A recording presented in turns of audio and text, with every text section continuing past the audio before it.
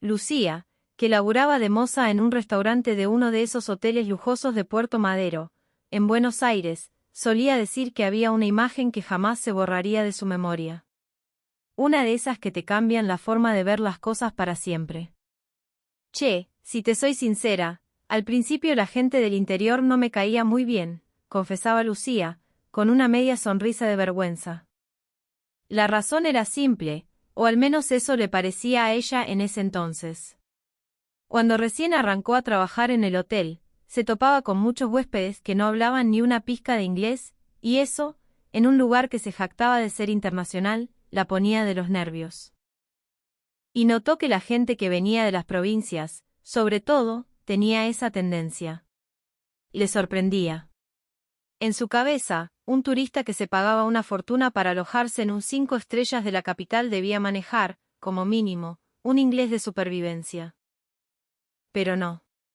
La mayoría de los que venían de lugares como Mendoza o Córdoba parecían no entender ni las frases más básicas y, ante cualquier pregunta, te regalaban una sonrisa y un movimiento de cabeza, aunque sus ojos gritaran que no habían cazado un fulbo de lo que les decías. La verdad, claro, es que el dominio de otros idiomas varía enormemente, y para muchos argentinos del interior, que viajan dentro de su propio país, el inglés no es una necesidad. Pero para la Lucía de esa época, la porteña acelerada y un poco soberbia, era un misterio. ¿Por qué son así?, se preguntaba. Pronto, sin embargo, empezó a notar un patrón en su comportamiento. Eran gente tranquila, relajada, casi parsimoniosa. Jamás levantaban la voz. Cuando les preguntabas algo, te sonreían con una amabilidad genuina y te respondían con una tonada suave, cantarina, que a ella, al principio, la sacaba de quicio. Esa parsimonia, esa calma que parecía fuera de lugar en el ritmo frenético de Buenos Aires, la irritaba profundamente. Capaz que en el campo no se estresan tanto por el orden y la disciplina, pensaba Lucía, que nunca había salido más allá del conurbano y no tenía un solo amigo provinciano. Un prejuicio cocinado a fuego lento en la propia ignorancia. Pero entonces, una noche, durante el servicio de cena tipo buffet del restaurante del hotel, ocurrió algo que destrozó sus preconceptos y cambió para siempre su opinión. El salón, como cada atardecer, era un hervidero de gente. El buffet de cena, famoso por su parrilla y su selección de platos criollos, estaba en pleno apogeo. Las bandejas de acero inoxidable brillaban bajo las luces cálidas, repletas de tentaciones, empanadas salteñas recién horneadas, choripanes humeantes, proboletas doradas y, en el centro de todo, el altar sagrado, el asado, con sus cortes de ojo de bife. Vacío y tira de asado que desprendían un aroma que te hacía salivar al instante. A un costado, una selección de ensaladas y achuras completaba el festín, junto a una cava con los mejores Malbec. Los huéspedes iban y venían, ansiosos, casi sin paciencia para hacer la fila. Y en ese preciso instante, llegó el grupo que Lucía, en su fuero interno, apodaba la calma antes del huracán. Uf, llegaron los turistas del tour europeo. Hoy se pudre todo, murmuró para sus adentros, preparándose para la batalla. Y no se equivocaba. En cuanto pusieron un pie en el restaurante, la atmósfera cambió por completo. Era como si el elegante salón se hubiera transformado de repente en un campo de batalla. Desde la entrada marcaron la cancha. Hablaban a los gritos en un idioma que Lucía no reconocía, con una arrogancia que parecía decir, el mundo es nuestro. Cuando ella les pidió amablemente que esperaran un momento porque todas las mesas estaban ocupadas, uno de ellos, un hombre corpulento con una camisa floreada demasiado ajustada, le espetó en un inglés tosco. Yo pago por estar aquí. Quiero mi mesa ahora. El volumen de su voz era tan alto que no necesitaba micrófono. Las conversaciones de las mesas cercanas se cortaron en seco.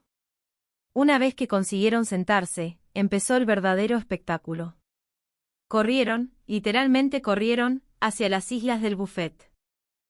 Frente a la bandeja del ojo de bife, se codeaban y empujaban como si estuvieran disputando la última pelota en una final de la Libertadores.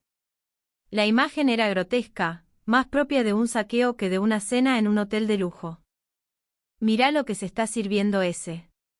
Se piensa que es para él solo. Le siseó a un compañero. Se servían cantidades obscenas de comida, sin ningún tipo de pudor. No era solo uno, varios de ellos construían verdaderas torres de carne y papas fritas en sus platos, una especie de arte bizarro del derroche. La tensión en el ambiente era palpable. Los otros comensales los miraban con una mezcla de asombro e indignación, conteniendo la respiración, como esperando el momento en que alguna de esas torres de comida se derrumbara. Por supuesto, en su diccionario no existía la palabra fila. Su estilo era colarse por cualquier hueco, meter el plato sin pedir permiso y arrasar con lo que hubiera. Pero lo más indignante venía después. Dejaban la mitad de lo que habían acumulado en el plato, intacto, y se iban sonrientes a buscar el postre. Las mesas quedaban sembradas de comida a medio comer, un monumento al despilfarro. Lucía y sus compañeros solo podían suspirar y resignarse. Y bueno, a la basura con todo esto, decían entre dientes. Cuando alguna vez intentaron advertirles, con la mayor delicadeza posible, la respuesta era siempre la misma, una explosión de ira. ¿Esto no es un buffet libre? Puedo servirme lo que quiera. ¿Cuál es el problema? Quizás en su cultura dejar comida era un símbolo de abundancia, pero para el personal del restaurante era una fuente constante de frustración y dolor de cabeza. Aún así, Lucía se obligaba a sonreír y aguantar, noche tras noche. Una de esas noches, sintió que llegaba a su límite. Un hombre del mismo grupo se puso furioso al ver un cartelito que indicaba que las botellas de Malbec de alta gama tenían un costo adicional. Golpeó la copa contra la mesa con tanta fuerza que Lucía temió que se rompiera y gritó. ¿Cómo que este vino se paga aparte? Si la comida y la bebida no vienen juntas, ¿quién se hace responsable si me atraganto? Las manos de Lucía se quedaron quietas. Lo miró con los ojos desorbitados, paralizada por el absurdo de la queja. Tardó casi una hora en hacerle entender, con la ayuda del gerente, cómo funcionaba el sistema. Y en ese momento, algo dentro de ella se quebró. No puedo más, pensó. Fue la primera vez que lloró en el vestuario del personal. Al día siguiente, Lucía enfrentó un nuevo turno con el corazón en la boca.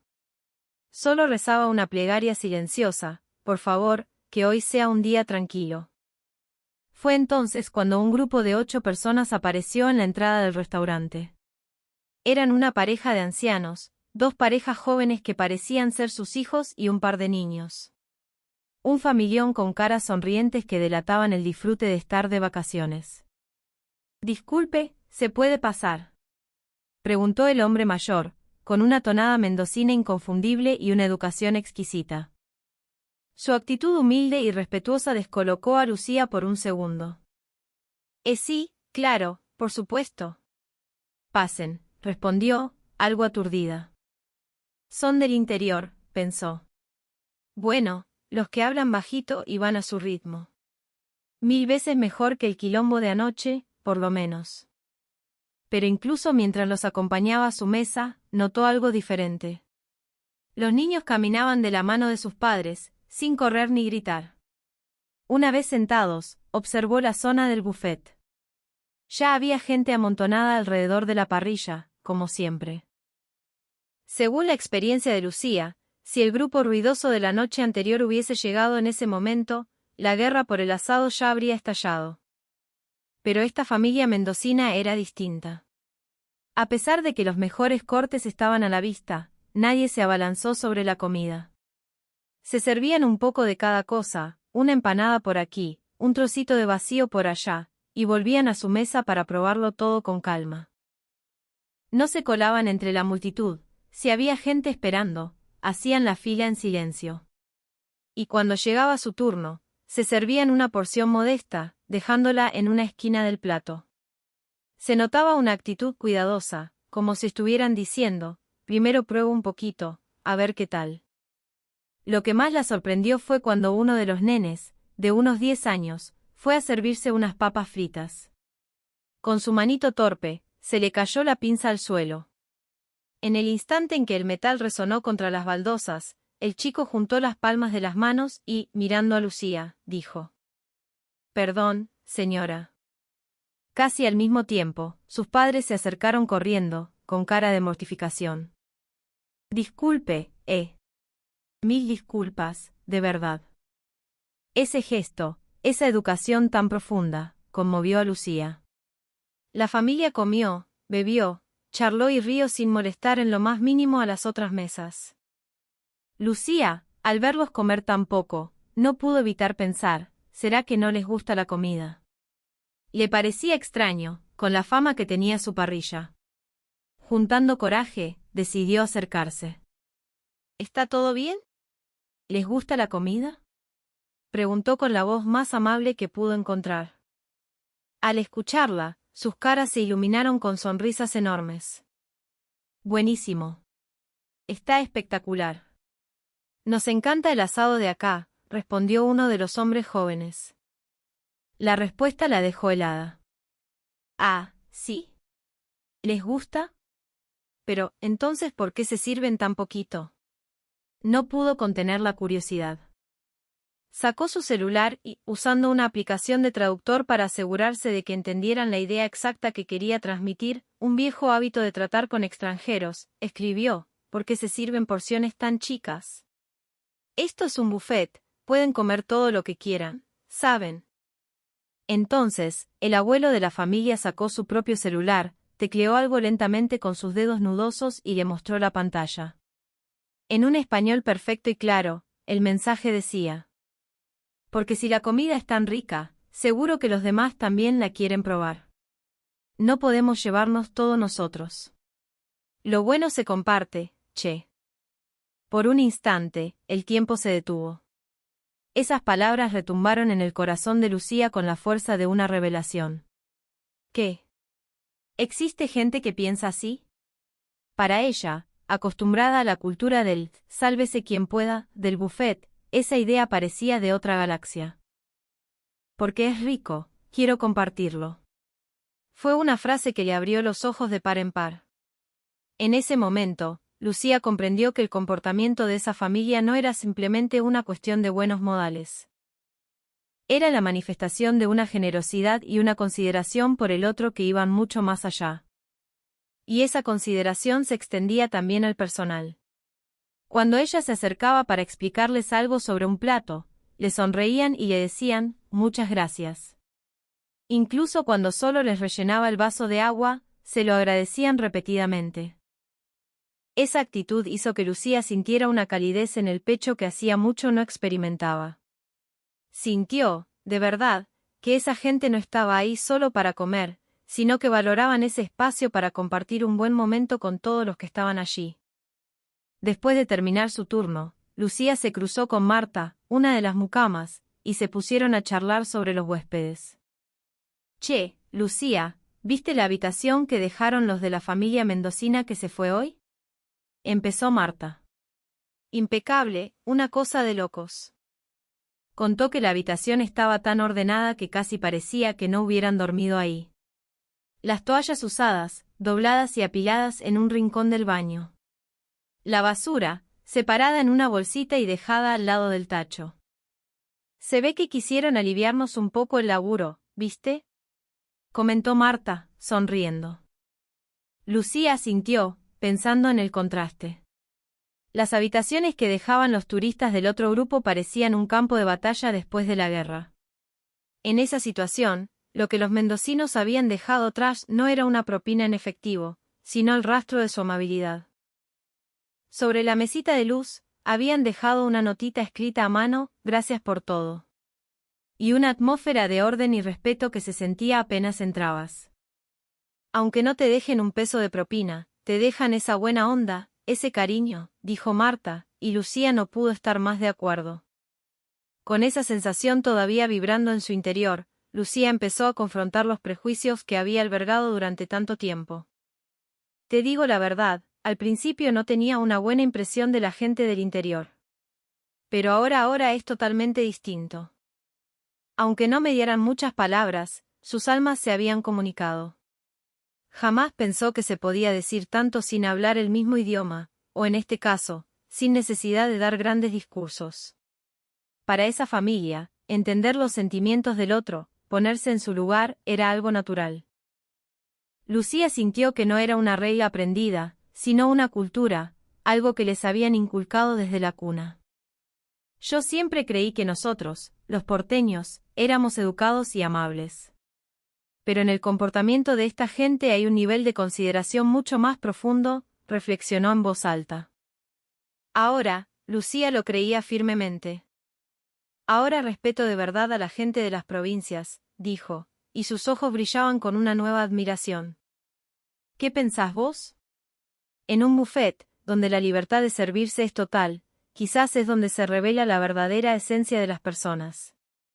En esa libertad, la familia mendocina no vio una oportunidad para el exceso, sino una para la generosidad.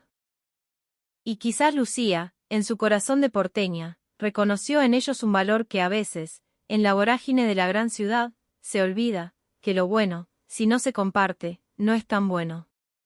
La consideración por la comida y por el prójimo, sin duda, puede tender los puentes más sólidos y tiernos del mundo. Días después, algo había cambiado profundamente dentro de Lucía. El recuerdo de esa familia, sus sonrisas amables, sus gestos considerados y, sobre todo, aquella frase, lo bueno se comparte, seguía resonando en su cabeza. Ya no era un simple incidente, se había convertido en un nuevo par de anteojos a través de los cuales veía su trabajo y el mundo. Lucía empezó a prestar más atención a los detalles. Se dio cuenta de que, más allá de los grupos ruidosos que tanto la habían afectado, había muchísimos otros turistas, de todas partes del mundo, que disfrutaban de su comida en silencio, respetando el espacio común y tratando al personal con una amabilidad exquisita. Simplemente, antes, su propia frustración le había nublado la vista, haciéndola enfocarse solo en lo negativo. Una tarde, durante su descanso, Lucía abrió la computadora y buscó en Internet información sobre Mendoza. Miró fotos de los viñedos al pie de la cordillera, de las calles arboladas, y sintió una punzada de anhelo. Una de sus compañeras, al pasar, la vio y bromeó. ¿Qué haces, Lu? ¿Te vas a mudar a la competencia? Lucía solo sonrió y respondió. No, solo quiero entender un poco más. Pocos días después, el huracán familiar volvió a soplar en el restaurante. Era el mismo grupo de turistas, con su mismo estilo de batalla campal. Seguían hablando a los gritos, colándose en la fila y amontonando comida en sus platos. Pero esta vez, en lugar de sentir esa rabia que le daban ganas de llorar, Lucía sintió una extraña calma. Observó el caos frente a ella y en vez de indignación, sintió una pizca de lástima. Capaz que a ellos nunca nadie les enseñó a compartir, pensó. Mientras limpiaba la mesa que habían dejado llena de sobras, siguió trabajando con profesionalismo, pero ya no había amargura en su corazón. Al contrario, recordó los platos vacíos y las sonrisas de la familia mendocina y una leve sonrisa se dibujó en su rostro. Era una imagen que usaba no para juzgar, sino para recordarse a sí misma la belleza de la bondad. La oportunidad para poner en práctica su nueva lección llegó un fin de semana. Una pareja joven, también con tonada del interior, entró al restaurante. Parecían un poco tímidos, mirando el menú con algo de desconcierto. Lucía respiró hondo, se acercó a ellos con su mejor sonrisa y, mirándolos a los ojos, dijo lentamente: Bienvenidos. Si necesitan ayuda con algo, me avisan, ¿eh? Los ojos de la pareja se abrieron con sorpresa y gratitud. Le devolvieron una sonrisa cálida que le llegó al alma. Durante toda la cena, Lucía hizo lo posible por ayudarlos, usando gestos y explicaciones sencillas. Cada vez que le llevaba un plato, ellos le agradecían con una sinceridad conmovedora. Un pequeño vínculo creado con unas pocas palabras amables. El ambiente fue cordial y placentero. Esa noche, mientras ordenaba el vestuario con Marta, Lucía le contó lo que había pasado. Hoy atendí a unos chicos de San Juan. Les di la bienvenida y se pusieron recontentos, dijo con voz emocionada. Marta se rió. ¿Y qué tal? ¿Se sorprendieron? Obvio. Y la sonrisa que me regalaron, Marta, fue tan genuina. Me acabo de dar cuenta de que lo que me faltaba antes no era saber inglés. Era abrir el corazón. Lucía hizo una pausa, mirando por la ventana las luces de Puerto Madero que titilaban en la noche. Ya decidí algo, dijo de repente.